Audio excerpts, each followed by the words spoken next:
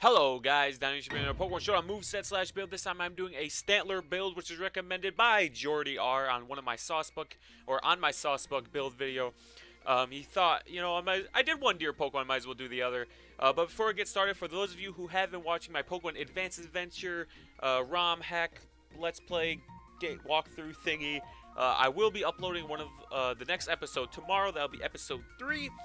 So look forward to that. But anyway, let's get into this right away. So Stantler, never used Stantler before. I always liked Stantler just because it was a deer, and I was really into deer as a kid.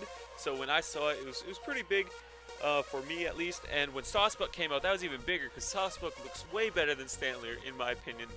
So anyway, yeah, let's get into this set. So item I throw in here was Life Orb.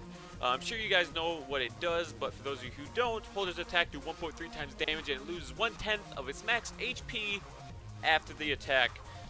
Really good, gives you a nice damage boost, and paired with Stantler, it's a pretty good attack, but not amazing attack. It boosts your attack up there quite significantly. So ability on here is Sap Sipper. Actually, all of these are pretty good in their own way. Intimidate on switching this Pokemon lowers the attack of the adjacent opponent by 1. Really good to cripple your opponent. Frisk, it's very good if you are new to Pokemon battling and you don't really know items out there that well, and Pokemon item viability.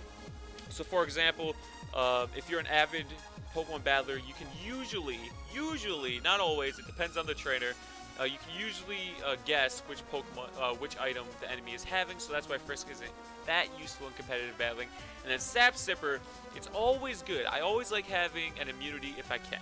This Pokemon's attack is raised by 1 stage if hit by a grass move, grass immunity. This means you can't get hit by grass moves, and if you do, you're getting your attack up, but you will take no damage. That's always good to knock one attack type off the board. So moves on here, we're actually going to start with Earthquake, and I'll get back to Sucker Punch when we get to the stats. So Earthquake, good power, good accuracy, hits adjacent Pokemon. You guys know what Earthquake is. I'm pretty sure you guys know what Earthquake is. 100 power, deals really good damage, and it deals with a lot of types across the board. So all in all, just a really good coverage move, even though you're on a ground type. Return, this is your main hitting stab move. I always like having a stab move on a Pokemon. And this is it. If you are a normal type, almost on all of my normal type builds, you will see a return. Max 102 power, plus you get stab.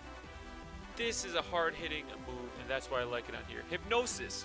Now, a cool thing about Stantler is if we look, he has a very diverse move pool. Let's see here. We have Earthquake, Energy Ball, Extra Sensory, Mega Horn, Psychic, Psyshock. Like, look at all these moves. Signal Beam, Sucker Punch, Thunder. Like, he has a wide range of moves that he can learn. And Hypnosis is one of them. Puts the target to sleep. It does have bad accuracy, which is its downside, but it's not something you just want to spam out of the blue. It's something that you want to use. You want to utilize at the right moments in the right time. But it's very good if you're in a crunch and you really need to put the enemy to sleep, so you can switch out or deal that last final hit. So stats real quick. Now, if we look at the stats, we have 73 HP, 95 base attack, 62 base defense, 85 special attack, 65 special defense, and 85 speed. Nothing too impressive, although he does have a pretty good attack and a pretty decent speed. So we want to monopolize in those. So you max out the attack, max out the speed, but I actually gave him the Jolly Nature just to give him that little boost. And this is where Sucker Punch comes in. While yes, your speed is 295, and yes, we have the Jolly Nature, there are still other Pokemon that can outspeed you, and if you are in the crunch, Sucker Punch is a good move to take care of that if you are slower than the Pokemon, but only if you are slower. I don't recommend using Sucker Punch unless it's super effective if you are faster than the Pokemon. I'd rather use a move like Return or Earthquake to do damage instead, just because it does more power overall. So that is this set. Let's move on to the other one, and I'll explain this one real quick. So this is the Annoyance set.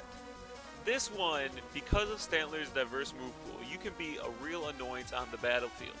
Now, there are 2 items that I recommend, either Quick Claw or Leftovers. Either one is good in my book.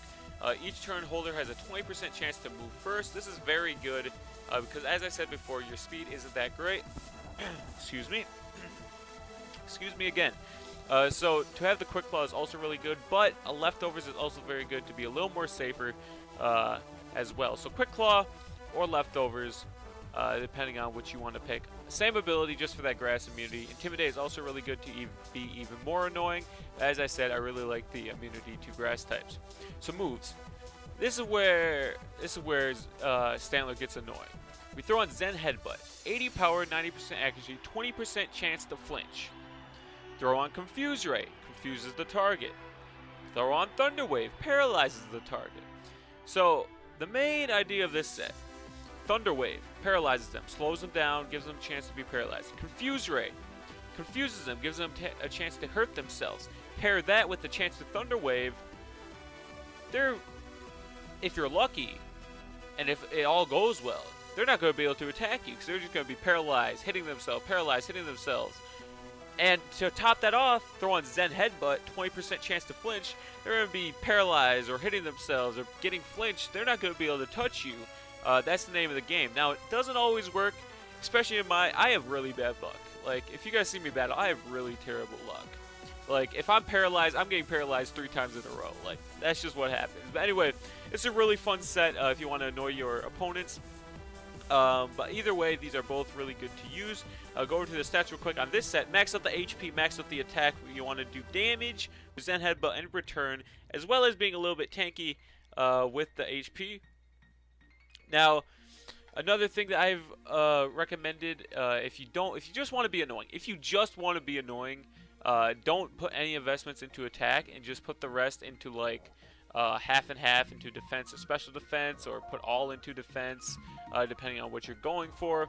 But if you just want to be annoying, don't put anything into attack. But if you want to be annoying and stay survivability, or have that survivability, and be able to deal damage with your return and Zen Headbutt, you can raise these up as well. So anyway, guys, I hope you guys enjoyed.